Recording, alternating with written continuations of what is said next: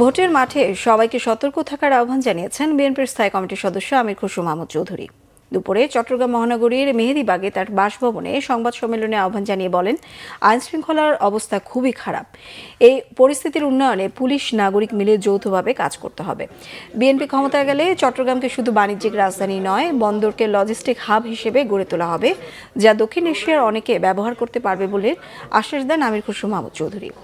একই সঙ্গে আধুনিক জনবান্ধব চিকিৎসা ব্যবস্থা, 18 মাসে 1 কোটি কর্মসংস্থান সহ পরিকল্পিত নগরায়ন গড়ে তোলার কথাও জানান তিনি।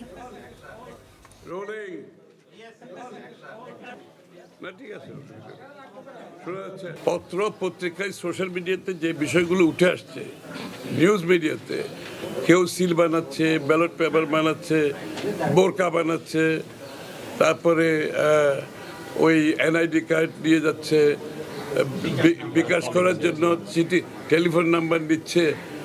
তো এইগুলোকে মাথায় রেখে আমাদেরকে সাবধান হতে হবে। যারা এইসবের মাধ্যমে পেছনের দরজা দিয়ে ক্ষমতায় আসার চেষ্টা করছে, তাদের জন্য বাংলাদেশের গণতন্ত্রকামী মানুষ, মুক্তিকামী মানুষ তাদেরকে কোনোদিন গ্রহণ করবে না, এটা আমি বিশ্বাস করি।